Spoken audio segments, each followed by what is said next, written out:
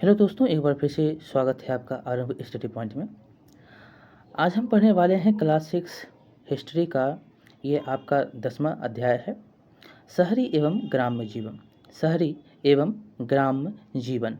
और हम जो है शहर के बारे में देखेंगे, शहर में कैसा जीवन था, गांव का जीवन कैसा था।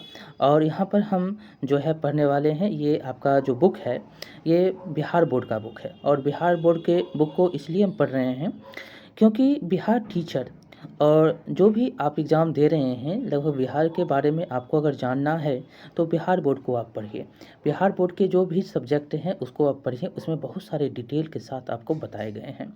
और उसी के जो है हम जो आपको कहा गया है कि बीपीएससी के द्वारा जो टीचर का जो वैकेंसी निकलने वाला है उसमें आपको अपने सब्जेक्ट में हर जो सब्जेक्ट के जो भी टीचर आप बनने वाले हैं उसको आपको पढ़ना है। तो उसमें जो है आपको हिस्ट्री आता है, ज्योग्राफी आता है, जो भी सब्जेक्ट आते हैं आप जानते होंगे। आप जिस टीचर की जो है वैकेंसी निकलने वाली है उसमें जो है जो भी आप टीचर बनने वाले हैं आप उसको जानते हैं। तो चलिए हम जो है उसी के सिलसिलेवार जो है तरीके से हम पढ़ रहे हैं आपको हिस्ट्री। और हिस्ट्री में आपका ये 10वां अध्याय है। और 10वां अध्याय में आपका नाम है इसका जो है शहरी एवं ग्राम्य जीवन। हम चलिए पढ़ते हैं। ये बहुत ही इम्पोर्टेंट अध्याय है और यहाँ से क्वेश्चन जो भी बनते हैं उसको भी हम देखेंगे, और जो भी ऑब्जेक्टिव और सब्जेक्टिव जो भी क्वेश्चन है उसको भी हम आपको बताते चलेंगे। को ऑब्जेक्टिव में आपको जो भी इम्पोर्टेंट वो आपको हम बताएंगे, बहुत ही इम्पोर्टेंट। चलिए शुरू करते हैं। लिखा गया है कि आनंद के सवाल। आनंद पटना जिले के एक गांव अकबरपुर का रहने वाला। इसके पिताजी बिहटा की चावल मंडी से कल ही चावल बेचकर आए हैं। आज सुबह सुबह उसके दादाजी धान काटने के लिए हसुआ को धार दिलवाने लोहार की भट्ठी गए। साथ में आनंद भी था। उसने भट्ठी और लोहार को देखकर पूछा, क्या लोहे के औजार के बिना आपकी खेती नहीं हो सकती? दादाजी, क्या आप मुझे बताएंगे कि खेती करने में लोहे का उपयोग कब से शुरू हुआ? तभी आनंद की नज़र भट्ठी पर जो है आए उसके शिक्षक पर पड़ी, और वहाँ पर जो है शिक्षक भी आए हैं। शिक्षक ने तपाक से उत्तर दिया, मैं तुम्हें इसके विषय में कल ही वर्ग में बताने वाला हूँ। क्या है? तो देखिए ये किस प्रकार के जो औजार हैं कृषि कार्य के लिए किए जाते हैं उसके यहाँ पर दृश्य दिखाए गए हैं। अब हम पढ़ेंगे। देखिए पिछले अध्याय में हमने पढ़ा कि मौर्य सम्राट अशोक के शासनकाल में मगध का जो है मगध का साम्राज्य उत्कर्ष पर था। लोहे के जो है प्रयोग ने कृषि एवं उत्पादन को बढ़ाया, जिससे साम्राज्य की समृद्धि बढ़ी। और लोहे की प्रयोग क्या हुई? कृषि को बढ़ाता है, उत्पादन बढ़ाता है और साम्राज्य की समृद्धि बढ़ी। लगभग 185 ईस्वी पूर्व अशोक के अक्षम उत्तराधिकारी एवं उनकी प्रशासनिक कमजोरियों की वजह से मौर्य साम्राज्य का पतन हो गया। कब? तो 185 ईस्वी पूर्व। आपने पढ़ा होगा कि 273 ईस्वी पूर्व जो है वो राजा बनता है। कौन? तो अशोक। और 8वें साल जो है 261 ईस्वी पूर्व में जो है उसकी क्या हो जाती है? कलिंग युद्ध होती है। और यहाँ पर जो है उसकी प्रशासनिक व्यवस्था कैसी थी उसके बारे में हमने पढ़ा भी। और हम पढ़ेंगे यहाँ पर जो है बताया भी गया है कि जो ये 185 ईस्वी पूर्व जो है उत्तराधिकारी अक्षम था, वो काम करने के लायक नहीं था। उसका जो है उसके कारण जो उसकी प्रशासनिक व्यवस्था कमज़ोर हो गई और उसका जो है मौर्य साम्राज्य का जो है पतन हो गया और इनकी एकता जो थी छिन्न भिन्न हो गई। परिणाम स्वरूप देश के अंदर कई छोटे बड़े राज्य अस्तित्व में आ गए और उसके मौर्य साम्राज्य के पतन के बाद जो है छोटे बड़े राज्य जो है बहुत अस्तित्व में आने लगे। मगध में शुंग वंश एवं कण्व वंश दक्षिण, याद रखेंगे मगध में कौन? तो शुंग वंश और कण्व वंश, दक्षिण में सातवाहन वंश एवं कलिंग में खारवेल राजवंश का शासन की शुरुआत होता है। कलिंग जो आज उड़ीसा आप देख रहे हैं, वहाँ पर खारवेल, सातवाहन जो दक्षिण में, और मगध में आपको शुंग वंश और कण्व वंश जो है शासन मगध के बाद शुरू होता है। और यहाँ पर जो मगध का जो पतन हो जाता है, उसके बाद इसका मगध में जो है मौर्य वंश का पतन होता है, उसके बाद आपका ये शासन जो है शुरू होता है इन सारे वंश का। याद रखेंगे, पहला मगध में शुंग वंश, कण्व वंश, दक्षिण में सातवाहन वंश, कलिंग में खारवेल वंश। याद हो गया होगा आपको। यहाँ से ये शासन जो है शुरू होता है मौर्य वंश के पतन के बाद। मौर्य के बाद जो है आपके पतन होता है, उसके बाद जो मौर्य साम्राज्य का पतन होता है, उसके बाद ये सारे वंश आते हैं। और उसके बाद क्या होता है, तो उसके बाद जो होता है, इसी समय भारत में विदेशियों के कई जो है आक्रमण होते हैं। इसी समय जो है भारत में विदेशी का भी आक्रमण होता है।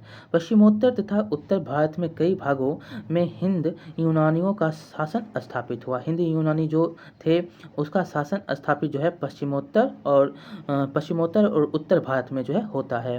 तत्पश्चात मध्य एशियाई शकों का शासक रहा। कहाँ, तो मध्य एशिया में जो है शकों का शासक था।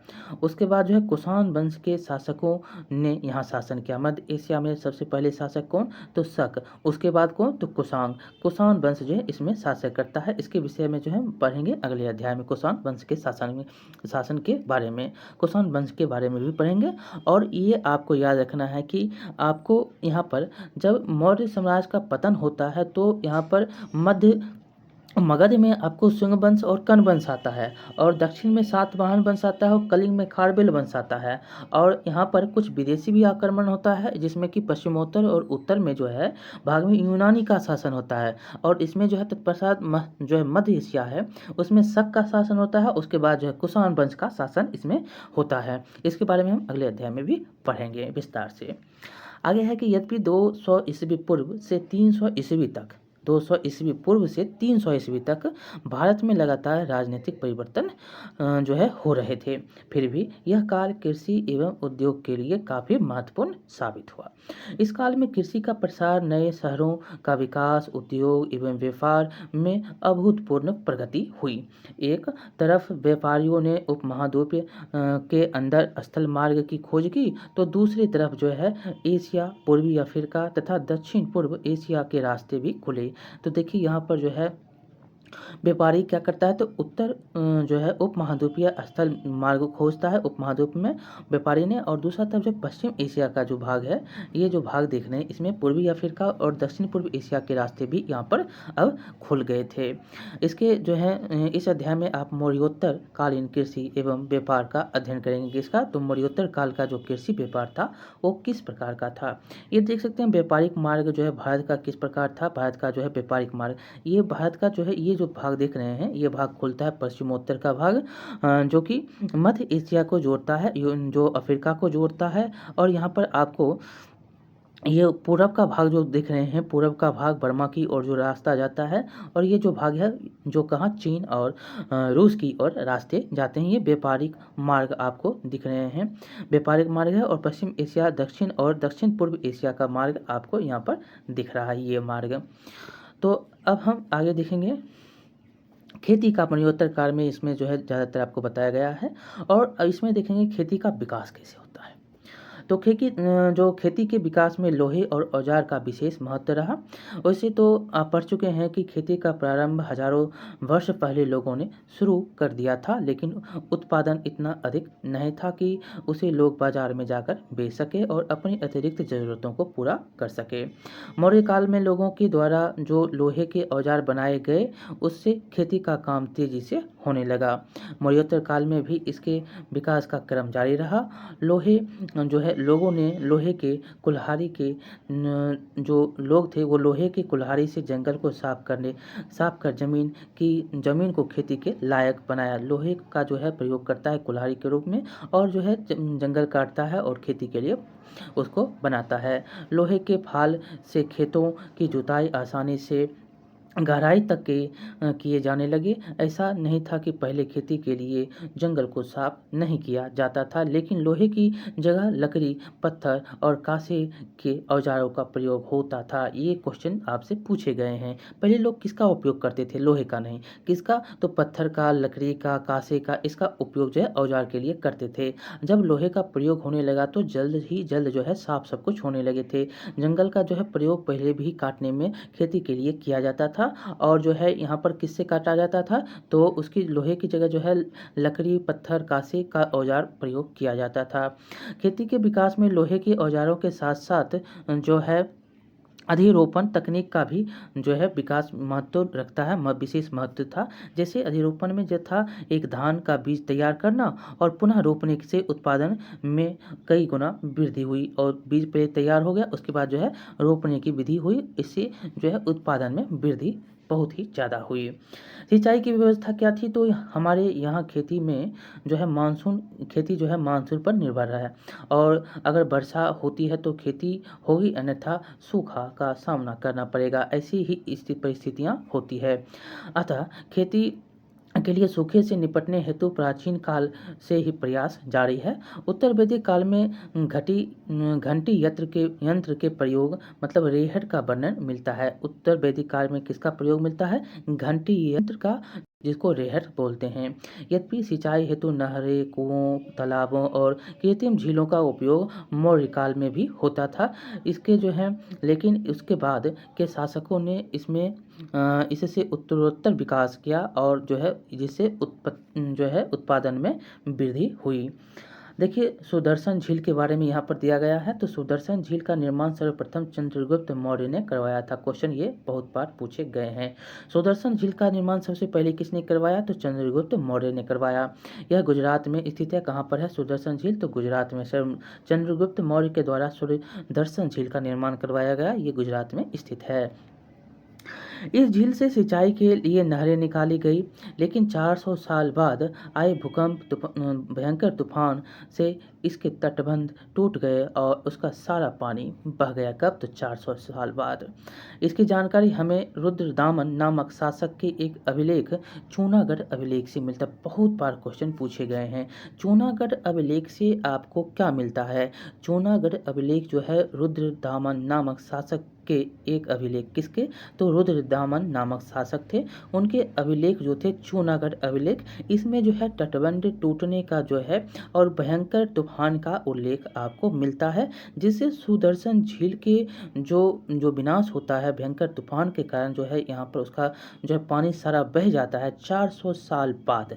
और इसके जो हैं किसने इसको बनवाया? तो चंद्रगुप्त मौर्य ने। अभी कहाँ है? तो ये था आपका गुजरात में। कहाँ? गुजरात में। और इसका जो है सारा पानी बह गया। इसकी जानकारी हमें कहाँ मिलती है? तो रुद्रदामन नामक शासक के एक अभिलेख। कौन शासक थे? तो रुद्रदामन शासक थे और उनके अभिलेख हैं एक जूनागढ़ अभिलेख। इसी अभिलेख से यह पता चलता है कि रुद्रदामन ने इसे दोबारा बनवाया। और इससे क्या पता चलता है? तो इसको दोबारा जो है बनवाया गया। कौन था झील? तो सुदर्शन झील था। किसने बनवाया? पहले चंद्रगुप्त मौर्य ने। 400 बार जो है भयंकर तूफान होता है, टूट जाता है। और रुद्रदामन के जूनागढ़ अभिलेख से में इसका वर्णन मिलता है। और उसके बाद जो है तटबंध टूटने के बाद इसका पुनः निर्माण मिलता है और इसी अभिलेख जूनागढ़ अभिलेख से ही मिलता है। और इसमें जो है रुद्रदामन के द्वारा इसको पुनः बनाया जाता है। इस झील के तटबंधों को पहले की अपेक्षा 3 गुना अधिक मजबूत बनाया गया। पहले भी मजबूत था, उसके बाद 3 गुना मजबूत जो है इसको बनाया गया। रुद्रदामन अपने अभिलेखों में यह भी जानकारी देता है कि इसके मरम्मत कार्य के लिए कोई अतिरिक्त कर या बेगार नहीं लिया गया। इसमें जो है मरम्मत कार्य के लिए कोई भी कर या बेगार नहीं लिया गया। सारा खर्च जो है सरकारी खजाने से किया गया। पुनः यह 300 साल बाद टूट गया। उसके बाद जो है 300 साल बाद ये पुनः टूटता है। और जो है जिसको बनवाने का कार्य बाद के गुप्त वंश का शासक स्कंदगुप्त ने किया। 3 आपको यहाँ पर सुदर्शन झील के बारे में याद रखना है। पहला, सुदर्शन झील जो है किसने बनवाया? चंद्रगुप्त मौर्य ने। दूसरा, कहाँ पर सुदर्शन झील है? आपको है गुजरात में। चौथा, ये कितने सौ साल बाद टूटता है, किससे टूटता है, तूफान से। कितने सौ साल बाद, 400 साल बाद। किस अभिलेख में मिलता है, जूनागढ़ अभिलेख। किसके अभिलेख हैं, रुद्रदामन के। इसको किसने बनवाया, फिर से रुद्रदामन ने। और यह जो है कितने सौ साल बाद फिर टूट जाता है, तो यह जो है फिर टूट जाता है 300 साल बाद। कितने गुना मजबूत था, 3 गुना मजबूत था। और जो है उसके बाद ये सारे जो हैं खर्चे सरकारी खजाने से होते थे। और उसके बाद क्या होता है, ये फिर टूटता है। और उसके बाद ये कार्य कौन करता है, तो गुप्त वंश का शासक कौन था, स्कंदगुप्त। गुप्त वंश का शासक स्कंदगुप्त। कौन झील बनाता है तीसरा बार, तो सुदर्शन झील। ये सारे पॉइंट आपको एक एक नंबर देने के काबिल हैं। ठीक, आपको यहाँ पर जो है जो भी पॉइंट था आपको हमने डिटेल से बताया।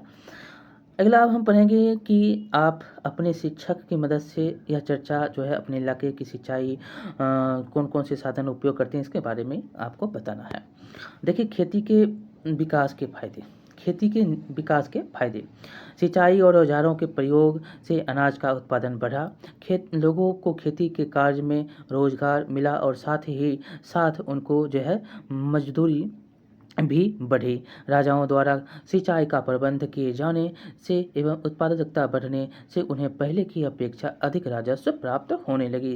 राजा को अधिक धन की प्राप्ति ने उसे महल बनाने, सेना रखने और किला बनाने के लिए साधन उपलब्ध कराए। देखिए, राजस्व प्राप्ति जब ज़्यादा हुआ, सिंचाई की प्रबंध जब जो है होने लगी और बेहतर सिंचाई प्रबंध से उत्पादन बढ़ा तो राजस्व बढ़ा तो महल बनाने के लिए राजा के पास पैसा आया, उपलब्ध हुआ, साधन हुआ। और इसके धन से क्या हुआ, राजा महल बनाने लगा, सेना रखने लगा, किला बनाने लगा। ये सारे पॉइंट आप याद रखेंगे। कृषि खेती के विकास में फायदे क्या थे।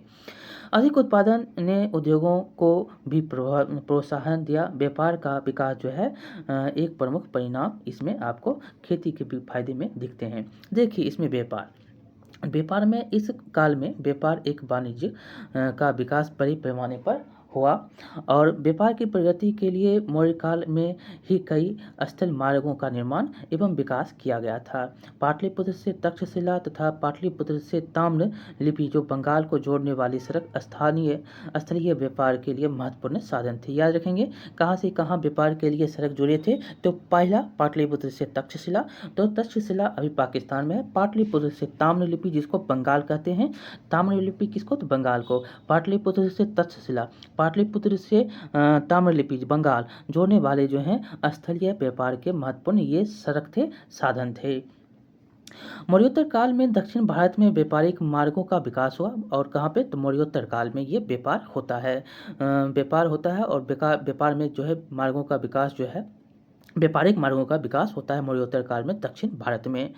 कुछ व्यापारिक मार्ग मध्य एशिया और पश्चिम एशिया से भी जुड़े हुए थे। उत्तर पश्चिम भारत में जो है हिंदुस्तानी शक कुषाण आदि शासकों के राज स्थापित होने के से उप महाद्वीप कहाँ, तो उत्तर पश्चिम भारत में जो है हिंदुस्तानी शक कुषाण आदि शासकों के राज स्थापित होने से उपमहाद्वीप का पश्चिम एवं मध्य एशिया से घनिष्ठ संबंध स्थापित हुए। जो यहाँ पर याद रखना है, किससे के कारण जो है पश्चिमी एवं मध्य एशिया से घनिष्ठ स्थापित मित्रता होती है। तो इसमें आपको याद रखना है, इसे नक्शा आप ये है, तो उत्तर पश्चिम आपका ये हो गया।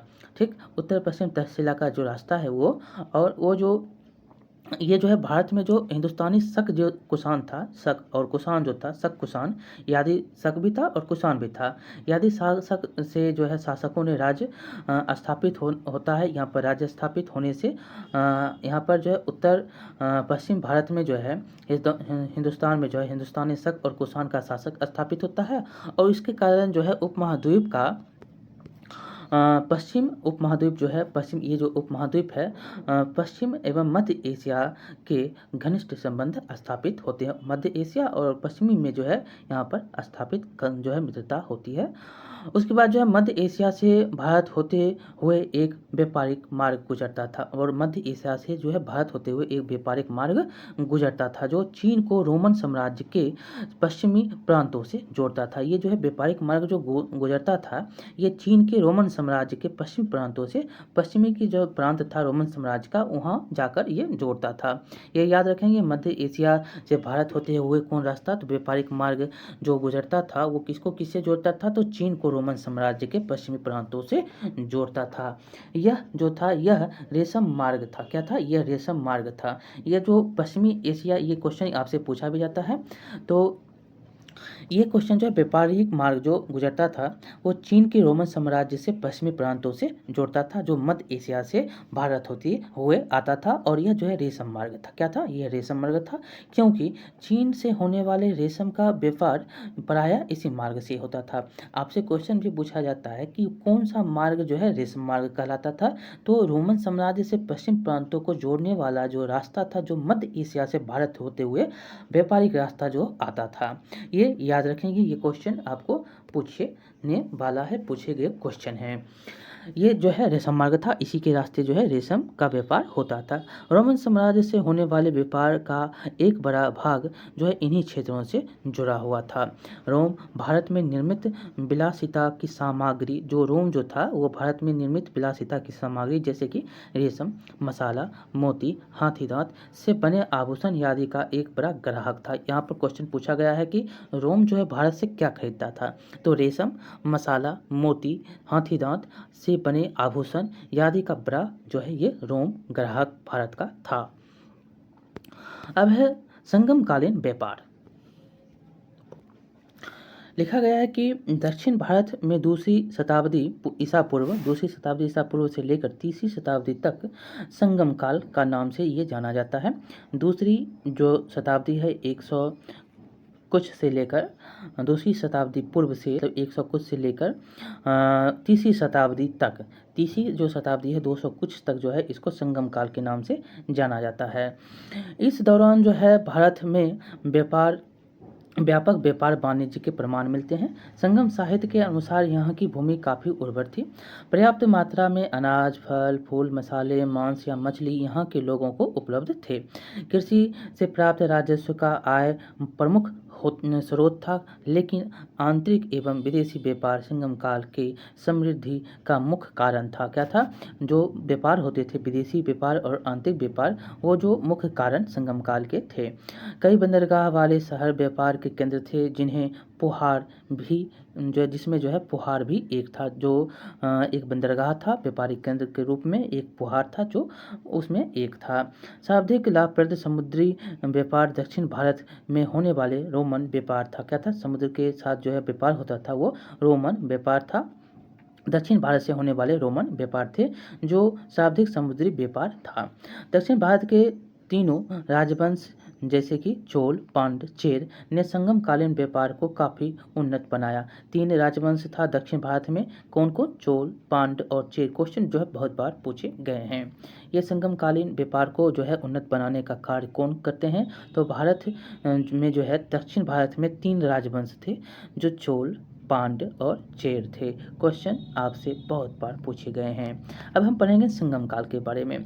संगम जो है, संगम का अर्थ क्या होता है, संगम शब्द का तात्पर्य कवियों की सभा से, किसे, कवि के सभा से संगम शब्द का तात्पर्य है। दक्षिण भारत के शासक समय समय पर तमिल कवियों की सभा आयोजित करवाते थे।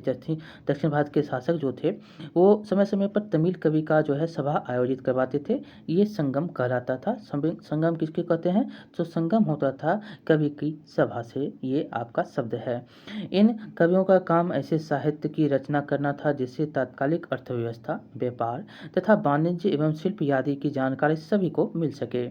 इनके द्वारा लिखे गए साहित्य से हमें सुदूर दक्षिण में 3 प्रमुख राज, पांड, चोल एवं चेर के उद्भव और विकास का विवरण प्राप्त होता है।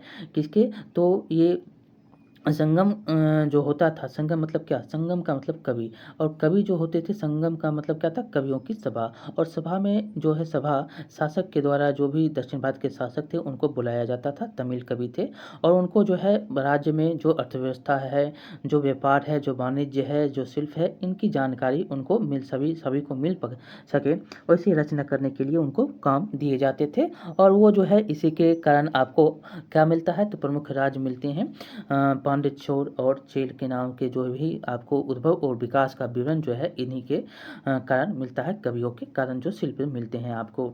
आगे है कि पुहार की व्यापारिक गतिविधियां, एक अवलोकन। पुहार की व्यापारिक गतिविधियां क्या है? तो पुहार संगम काल का जो है काफ़ी सुविधाजनक बंदरगाह था। क्या था? ये बंदरगाह था। आपसे पूछा भी जाता है कि संगम काल में जो है बंदरगाह के क्या नाम थे? तो पुहार। क्या नाम था? तो पुहार संगम काल का काफ़ी सुविधाजनक बंदरगाह था, जो भारत के पश्चिमी तट पर स्थित था। कहाँ? तो भारत के ये जो पश्चिमी तट है यहाँ पर, ये जो देख रहे हैं यहाँ पर पश्चिमी तट है, यहाँ पर ये स्थित था।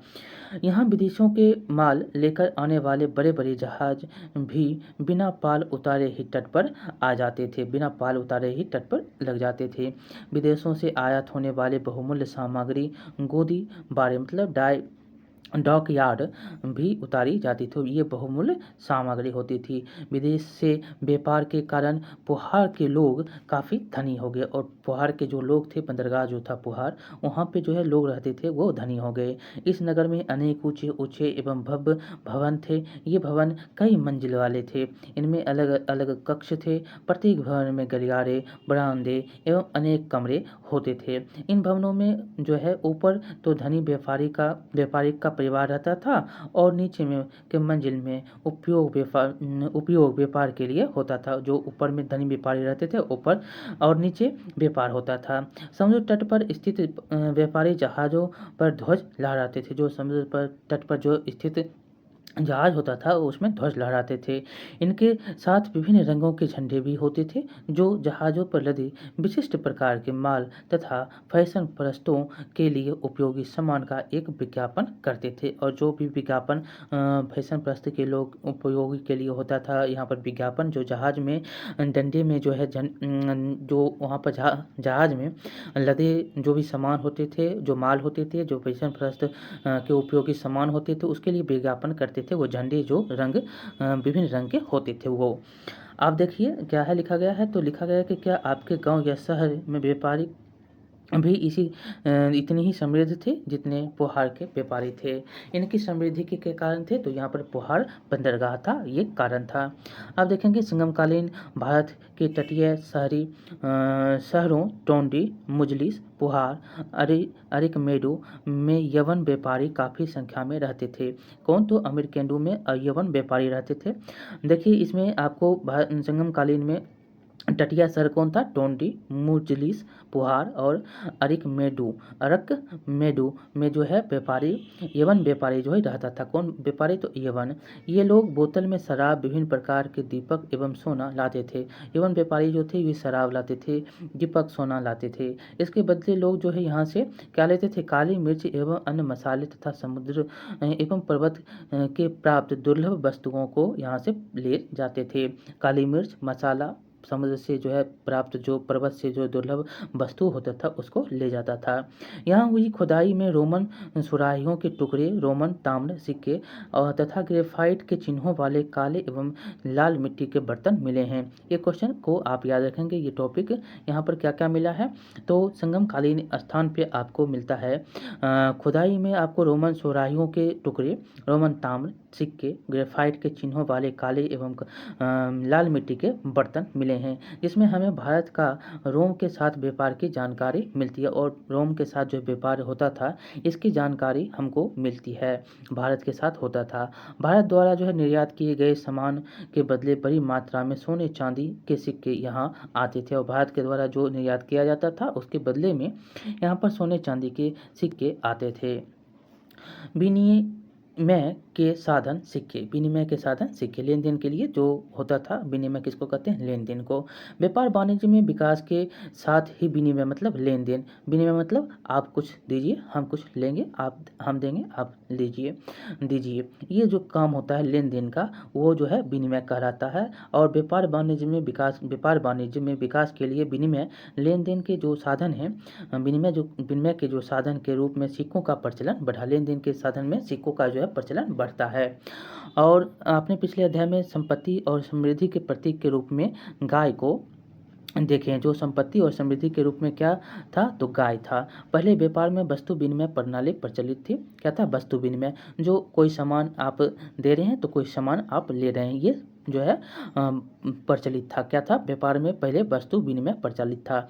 जैसे कि आप दूध दे रहे हैं तो आप जो है खाने के लिए अनाज दीजिए, तो ये वस्तु विनिमय प्रचलित था। लेकिन अब सिक्के के आधार पर संपत्ति का मूल्यांकन किया जाने लगा। पहले असमान भार वाले तथा अनाम अमानकीकृत मतलब आहत सिक्के का उपयोग किया जाता था, परंतु मौर्य के बाद जो है भारत में आंतरिक और बाह्य व्यापार का व्यापक विकास हुआ। हिंद यूनानी शासकों ने सोने के सिक्कों को भारत में पहली बार जारी किया। ये क्वेश्चन पूछा गया है, किसने भारत में सबसे पहले सोने के सिक्के को जारी करता है, तो हिंद यूनानी शासक। किसने, तो हिंद यूनानी जो है शासक ने कौन से जो है यहाँ पर सिक्के का भारत में पहली बार चलन चालू करता है, जारी करता है, तो वो था सोने का सिक्का। कौन था, तो हिंद यूनानी शासक था। देखिए आहत सिक्के किसको कहते हैं, तो चांदी या सोने के सिक्के पर राजकीय चिन्हों को आहत कर बनाए जाने के कारण इन्हें आहत सिक्का कहा जाता था। उसमें जो है पीठ दिया जाता था, उसमें जो है राजकीय जो चिन्ह होता था वो बनाए जाते थे। इससे पता लगता था कि ये किस राज्य के हैं और कहाँ के सिक्के हैं, इसीलिए इसको आहत सिक्के कहा गया। ये देख सकते हैं आहत सिक्के हैं, इसको जो है आहत मतलब चोट करके इसमें जो है चिन्ह बनाए जाते थे सोने या चांदी के सिक्के को। अब है यहाँ पर ये देख सकते हैं कि कैसे आहत करके कुषाण कालीन जो सिक्के यहाँ पर सातवाहन सिक्के और शक के सिक्के यवन के जो सिक्के थे, हिंद यवन के सिक्के, सोने के जो यहाँ पर सिक्के जो है सबसे पहले चलाए गए थे किसके द्वारा, तो जो हिंद यूनानी थे उनके द्वारा जो है भारत में सबसे पहले सोने के सिक्के जारी किए गए थे। अब हम पढ़ेंगे कि कुषाण शासकों के समय सोने और चांदी के जो सिक्के जारी किए गए थे उनका प्रचलन व्यापारिक कार्यों तक ही सीमित था। जो कुषाण जो लोग थे, शासक थे, वो सोने चांदी के सिक्के जो भी जारी किए थे वो सिर्फ व्यापारिक रूप से ही वो सीमित रूप में चलता था। इन शासकों के द्वारा दैनिक कार्यों के उपयोग के लिए तांबे के सिक्के भी प्रचलित में लाए गए, और जो है कुषाण के समय में जो है तांबे के सिक्के जो प्रचलित किए गए वो दैनिक कार्यों के लिए किए गए थे। उसके बाद जो है पुरातत्वविदों को इस काल के सिक्के बड़े पैमाने पर मिले हैं। जो चांदी के सिक्के, जो तांबे के सिक्के होते थे, चांदी और सोने के सिक्के जो है व्यापारिक रूप से सीमित था, लेकिन तांबे के सिक्के यहाँ पर दैनिक कार्यों के उपयोग के लिए लाए गए थे। और पुरातत्वविदों ने क्या कहा, तो यह जो सिक्के हैं तांबे के बहुत ही बड़े पैमाने पर मिले हैं। इन सिक्कों से हमें जो है जारी करने वाले शासकों के समय व्यापार वाणिज्य एवं आर्थिक समृद्धि की जानकारी मिलती है, और इसमें जो है आपको कौन जारी करता है, इसका व्यापारिक और वाणिज्य कैसा था, आर्थिक स्थिति कैसा था, इसकी जो है जानकारी हमें मिलती है। सिक्कों पर शासकों, देवताओं, आदियों के चित्र अंकित रहने से उस काल के कलात्मक विकास की भी जानकारी हमें प्राप्त होती है। जो इसमें सिक्के में जो है शासक और देवता के चिन्ह अंकित किए जाते थे, इससे पता चलता है कि उसमें कलात्मक विकास कैसे हुआ, उसका जो है यहाँ पर हमको जानकारी प्राप्त होती है। ये देख सकते हैं राजा के जो हैं चित्र यहाँ पर अंकित किए गए हैं, यहाँ पर भी राजा के चित्र अंकित किए गए हैं। देवी देवताओं के चित्र भी अंकित किए जाते थे, ये देवी देवताओं के चित्र अंकित किए यहाँ पर किए गए हैं। ये राजा के चित्र अंकित किए गए हैं, ये जो है चित्र आपको दिखाए गए हैं, जिससे आपको कलात्मक विकास की जानकारी मिलती है। कुषाण शासक के सिक्कों पर बौद्ध धर्म के चिन्ह अंकित मिलते हैं, किसके, तो कुषाण शासक था, उसके सिक्के पर आपको बौद्ध धर्म का चिन्ह अंकित मिलता है। याद रखेंगे कुषाण शासक के सिक्कों पर किसका चित्र अंकित मिलता है, तो बौद्ध धर्म के। अतः ये सिक्के उस समय भी आर्थिक संपन्नता पर धार्मिक मान्यताओं पर भी प्रकाश डालते हैं, जो कि आपको बुद्ध के जो यहाँ पर धार्मिक रूप से बौद्ध धर्म के जो चिन्ह मिल रहे हैं, तो धार्मिक रूप से जो है यहाँ पर मान्यताओं पर भी प्रकाश डालता है। अगला है शहर की समृद्धि एवं शहर विभिन्न गतिविधियों का केंद्र। शहर की समृद्धि होती है और जो है शहर में विभिन्न गतिविधियों का केंद्र कैसे होता है, ये यहाँ पर बताया गया है। व्यापार वाणिज्य के क्षेत्र में अत्यधिक विकास ने शहरों की समृद्धि को बढ़ाया। क्या? तो व्यापार और वाणिज्य जब हुआ तो यहाँ पर शहर की समृद्धि विकास होता है। जातक कथाओं में हमें जानकारी प्राप्त होती है कि किस तरह लोग व्यापार के माध्यम से आर्थिक रूप से संपन्न होते जा रहे थे। शहर कई गतिविधियों के केंद्र हुआ करते थे। वे शिल्पकला, व्यापार, वाणिज्य, धर्म, शिक्षा आदि के केंद्र के रूप में विकसित थे। इस समय उत्तरी भारत के प्रमुख नगर थे तक्षशिला, कौशाम्बी, श्रीवस्ती, हस्तिनापुर, मथुरा, वैशाली, पाटलिपुत्र, उज्जैनी आदि। याद रखेंगे, शिल्पकला, वाणिज्य, शिक्षा आदि के केंद्र में के रूप में विकसित थे। और उस समय के जो हैं उत्तरी भारत के प्रमुख नगर कौन थे? तो उत्तर भारत के प्रमुख नगर याद रखिएगा, तक्षशिला, कौशाम्बी, श्रावस्ती, हस्तिनापुर, मथुरा, वैशाली, और मथुरा हो गया, वैशाली हो गया, पाटलिपुत्र और उज्जैनी। दक्षिण भारत में आपको मिलता है क्या? तो दक्षिण भारत में टगर, पैठन, धन्यकटक, अमरावती, अरिकमेडो आदि महत्वपूर्ण शहर थे। दक्षिण भारत का जो है प्रमुख शहर में आपको याद रखना है टगर, पैठन, धन्यकटक, अमरावती, अरिकमेडो, ये प्रमुख आपको शहर कहाँ मिलते हैं? दक्षिण भारत में। उत्तर भारत के प्रमुख शहर में आपको हस्तिनापुर, श्रावस्ती, कौशाम्बी, तक्षशिला, मथुरा, वैशाली, पाटलिपुत्र, उज्जैनी। अब है पाटलिपुत्र के बारे में यहाँ पर कुछ जानकारी दी गई है, इसको हम देखेंगे। देखिए, इसमें लिखा गया है कि विभिन्न गतिविधियों के केंद्र के रूप में हम पाटलिपुत्र, जो कि अभी पटना है, का उदाहरण ले सकते हैं। यह जो है महाजनपद काल से ही अर्थात 6ठी शताब्दी ईसा पूर्व से ही महत्वपूर्ण नगर रहा है। कब? तो 6ठी शताब्दी ईसा पूर्व से ही महत्वपूर्ण रहा है। बहुत बार क्वेश्चन पूछे गए हैं। महाजनपद काल जो 6ठी शताब्दी ईसा पूर्व जो है, इसमें आपको पटना मिलता है, पाटलिपुत्र। और यहाँ यातायात के लिए 2 तरह के साधन उपलब्ध थे, एक था जलमार्ग और एक था स्थल मार्ग। क्या था? जलमार्ग और स्थल मार्ग। उत्तर पश्चिम में तक्षशिला की ओर जाने वाला स्थल मार्ग पाटलिपुत्र से ही होकर जाता था। जो उत्तर पश्चिम का भाग जो है पाटलिपुत्र जो है, दक्षिण भाग जो है उत्तर पश्चिम का भाग जो है, यहाँ जाने के लिए पाटलिपुत्र से होकर जाना पड़ता था।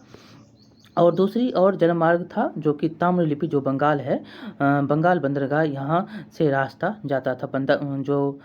ये जो क्षेत्र है, जो ये पाटलिपुत्र है, तो यहाँ पर ताम्रलिप्ति बोलते हैं जिसको, बंगाल बंदरगाह तक जाता था। दूसरा जो मार्ग था वो जल मार्ग था, उसके रास्ते आप पहुँच जाते थे कहाँ? तो ये बंदरगाह था बंगाल का।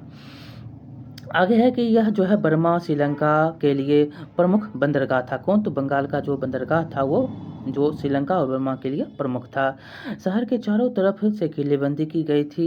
यहाँ बौद्ध भिक्षुओं को ठहरने के लिए कई संघाराम थे, और यहाँ पर जो बुद्ध भिक्षु थे उनको ठहरने के लिए कई संघाराम बनाए गए थे। वर्तमान पटना का भीखना पहाड़ी संभवतः किसी समय बौद्ध भिक्षुओं को ठहरने के लिए जगह थी। पटना का जो है भिखना पहाड़ी है, यहाँ पर बौद्ध भिक्षु ठहरने के लिए जगह यहाँ पर थी, ये बताया गया है।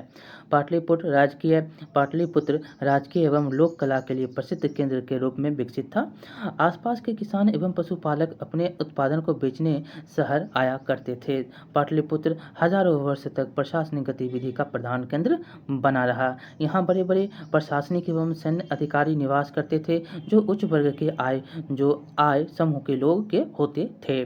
इन्हीं अवधारणा जो है, इनकी आवश्यकता को ध्यान में रखते हुए कई प्रकार की सांस्कृतिक गतिविधियां यहाँ पर विकसित की गई। इन अधिकारियों द्वारा मठों एवं मंदिरों को दान दिया जाता था, और जो अधिकारी होते थे वो मंदिर और मठ दान किया करते थे। प्रायः शहर के राजा रानी, बड़े अधिकारी, धनी व्यापारी एवं शिल्पकार दान देते थे। ये जो अधिकारी होते थे, जो बड़े-बड़े व्यापारी होते थे, ये दान दिया करते थे जो भिक्षुओं को।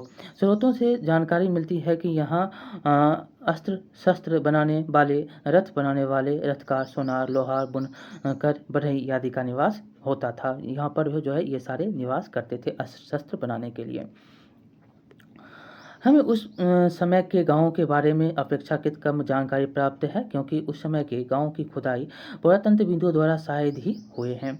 फिर भी अभिलेखों एवं तात्कालिक साहित्यों से हमें गाँव के बारे में भी जानकारी प्राप्त होती है। मौर्योत्तर काल के सभी गाँव एक समान नहीं थे। देखिए पढ़ेंगे तो क्या है, मौर्योत्तर काल में जो है गाँव एक समान नहीं था।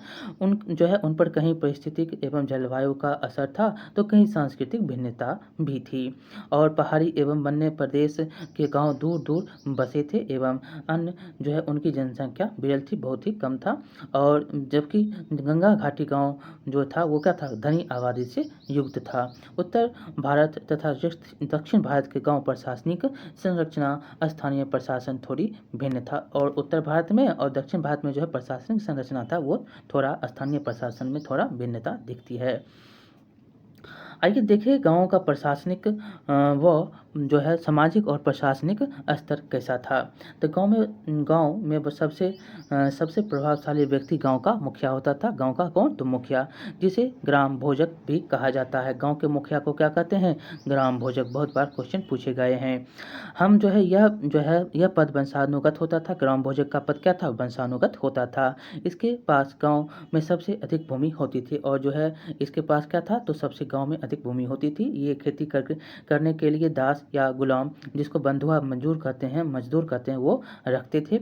ये राजा के लिए कर भी वसूलते थे, और जो ये दास होते थे, जो गुलाम होते थे, बंधुआ मजदूर होते थे, ये राजा के लिए क्या करते थे? कर वसूला करते थे, तथा न्यायाधीश एवं पुलिस का भी काम करते थे। जो गुलाम दास होते थे वो राजा के लिए कर भी, और न्यायाधीश और पुलिस का भी काम यही करता था। कौन? तो यहाँ पर मुखिया का जो काम है देख लिए। तो मुखिया जो गांव का प्रभावशाली व्यक्ति कौन होता था? गांव का मुखिया, जिसको ग्राम भोजक कहते थे। और यह जो है पद वंशानुगत होता था, और इसके पास जो है गांव में सबसे ज़्यादा ज़मीन होती थी। ये खेती करने के लिए दास और गुलाम रखता था। ये राजा के लिए कर भी वसूलता था, और तथा न्यायाधीश एवं पुलिस का भी भूमिका ये निभाता था। न्यायाधीश और पुलिस का भी भूमिका जो ये दास और गुलाम होते थे ये रखते थे। दास या गुलाम इसको बोलते हैं, बंधुआ मजदूर बोला करते हैं। छोटे स्तर पर जो है किसान जिनके पास अपनी भूमि होती थी उन्हें गृहपति कहा जाता था। जिसके पास जो छोटे किसान होते थे जिनके पास अपनी भूमि होती थी उनको गृहपति के नाम से जाना जाता था। बाद में जो है यहाँ पर देखेंगे गांव में कुछ ऐसे लोग भी रहते थे जिनके पास अपनी ज़मीन नहीं होती थी, और वे दूसरों की ज़मीन पर मजदूरी करते थे। इस तरह के लोगों को दास, कर्मकार या शिल्पकार आदि शामिल थे। ये देखेंगे तो इसमें जो है जिनके पास ज़मीन नहीं था, दूसरे खेतों में काम करते थे, वो दास, कर्मकार या शिल्पकार आदि जो ये काम करते थे। दक्षिण भारत के बड़े किसानों को बिल्लास कहा जाता था। जो दक्षिण भारत के बड़े किसान होते थे उनको बिल्लास कहा जाता था। कौन को? तो बिल्लास। और उत्तर भारत में जो है गाँव में जो लोग होते थे उनको मुखिया कहा जाता था, ग्राम मुखिया, जिनको ग्राम भोजक कहा जाता था। वहीं दक्षिण भारत में जो बड़े किसान होते थे उनको बिल्लाल कहा जाता था। छोटे किसान जो होते थे उनको उनबार कहा जाता था, और यहाँ पर छोटे जो किसान होते हैं उनको गृहपति कहा जाता है। और जो दक्षिण भारत के जो लोग होते थे, जो बड़े किसान, उसको बिल्लाल, और छोटे किसान को उनबार कहा जाता था। भूमिहीन मजदूर एवं दासों को कडेसियार और आदि मई कहा जाता था। जो भूमिहीन होता था, जिनके पास जो दास होते थे, जो जो काम करते थे, उनको क्या कहते थे? कडेसियार और आदि मई कहा जाता था। वही आप उत्तर भारत में देखेंगे तो जो उनके पास ज़मीन नहीं होता था वो क्या कहलाते थे? दास, कर्मकार या शिल्पकार आदि शामिल होते थे। और इसमें दक्षिण भारत में आप देखते हैं तो कडेसियार और आदि मई कहलाते थे, जिनके पास ज़मीन नहीं है, जो भूमिहीन है। और जिनके पास छोटा ज़मीन है वो उनबार कहलाते थे। जो बड़े किसान थे उनको बिल्लाल कहा जाता था। ये क्वेश्चन आपसे पूछे गए हैं। अधिकांश गांव जो बड़े बड़े होते थे उनमें लोहार, कुम्हार, बढ़ई तथा बुनकर, शिल्पकार जैसे भी लोग वहाँ पर होते थे। अब आगे है कि मौर्योत्तर कालीन जो है भारत के भिन्न भिन्न क्षेत्रों में कई तरह की वस्तुओं का उत्पादन किया जाता था। कश्मीर, कौशल, विदर्भ, कलिंग हीरो के लिए विख्यात था। हीरो के लिए कौन विख्यात था? कश्मीर, कौशल, विदर्भ और कलिंग। विदर्भ जो था ये जो है और कौशल जो है और कश्मीर जो है और कलिंग जो है, ये 4 नाम आपको याद रखने हैं, जो कि किसके लिए विख्यात था? तो हीरा के लिए, हीरो के लिए विख्यात आपको नाम याद रखना है, कश्मीर, कौशल, विदर्भ और कलिंग। मगध वृक्ष आगे है कि मगध वृक्ष के रेशों से बने वस्त्रों के लिए और बंगाल मगध किसके लिए? तो वृक्ष के जो बने हुए वस्त्र होते थे उसके लिए, और बंगाल मलबर के रेशों से बने वस्त्रों के लिए प्रसिद्ध था। मलबर के रेशा के बने वस्त्र के लिए बंगाल, और मगध जो था वृक्ष के रेशे से बने वस्त्र के लिए प्रसिद्ध था। कपड़ों के उत्पादन के लिए उत्तर में काशी और दक्षिण में मदुरै प्रमुख केंद्र था। याद रखेंगे, कपड़ों के लिए प्रमुख केंद्र उत्पादन के लिए कौन? तो उत्तर में काशी, दक्षिण में मदुरै।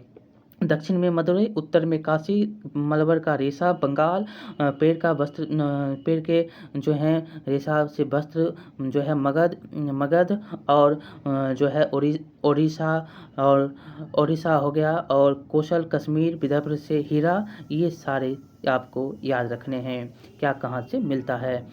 हो गया। और अब हम आगे पढ़ेंगे जो उत्पादन, कपड़ों के उत्पादन में कौन? तो उत्तर में काशी, दक्षिण में मदुरै। महिलाएं जो यहाँ महिलाएं भी काम करती थी, विशेषकर सूत काटने का काम किसका था? तो महिला का था। इस काल में जो है व्यापारी एवं शिल्पकार संगठित रूप से काम करने लगे थे। इनके अपने अपने संघ थे जिन्हें श्रेणी कहा जाता था। जो शिल्पकार थे, जो व्यापारी थे, जो संगठित रूप से काम करते थे, उनको क्या कहा जाने लगा? उनको संघ कहा जाने लगा था। जो अपने अपने संघ में रहते थे वो संघ थे, जिन्हें श्रेणी कहा जाने लगा। जिनके जो अपने अपने संघ होते थे उनको श्रेणी कहा जाता था। श्रेणियों के द्वारा शिल्पकारों को प्रशिक्षण देने, कच्चा माल उपलब्ध कराने, तैयार माल का वितरण करने, काम का कार्य किया जो है कराने का वितरण का कराने का कार्य किया जाता था। किसके द्वारा? तो ये श्रेणी के द्वारा काम किए जाते थे। श्रेणी कौन होते थे? तो जो व्यापारी और शिल्पकार थे वो संगठित रूप से काम करते थे, और इनके जो है अपने अपने संघ होते थे, और उन्हीं को श्रेणी कहा गया। और श्रेणी जो होता था वो क्या करता था? शिल्पकार को प्रशिक्षण देता था और कच्चे माल देता था, उपलब्ध कराता था, और जो है उपलब्ध कराता था, और तैयार माल जो होता था उसका वितरण भी कराने का काम श्रेणी करता था। श्रेणियाँ जो होती है वो श्रेणियाँ बैंक का भी काम करती थी। जमा धन का निवेश लाभ के लिए किया जाता था। जमा धन का निवेश लाभ के लिए, लाभांश कुछ हिस्सा पैसा जमा करने वाले व्यक्ति को दिया जाता था। जो व्यक्ति जमा करेंगे बैंक में उनको कुछ लाभांश दिया जाता था। इसका कुछ हिस्सा जो है धार्मिक स्थानों के विकास के लिए भी किया जाता था। जो कुछ हिस्सा होता था वो धार्मिक जो जमा धन होता था उसका जो है निवेश किया जाता था लाभ के लिए। उसमें जो है जैसे कि लाभ का कुछ अंश जो है पैसा जमा करने वाले व्यक्ति को दिया जाता था, और जो है कुछ हिस्सा जो है धार्मिक स्थानों के विकास के लिए भी किया जाता था। इस तरह जो है हम देखते हैं कि मौर्योत्तर कालीन में राजनीतिक अस्थिरता के बावजूद भी कृषि एवं व्यापार में इतनी अच्छी प्रगति हुई कि भारत यहाँ उत्पादित वस्तुओं एवं प्राप्त खनिजों को विदेशों की निर्यात करने वाला देश बन गया। भारत क्या हो गया?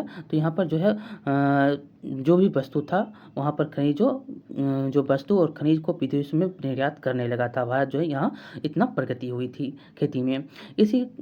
इसी क्रम में भारतीय धर्म एवं संस्कृति का विदेशी धर्म एवं संस्कृति के साथ समन्वय स्थापित हुआ। विदेशी धर्म की संस्कृति और भारत का जो धर्म संस्कृति का समन्वय यहाँ पर इस काल में होता है, इसी क्रम में।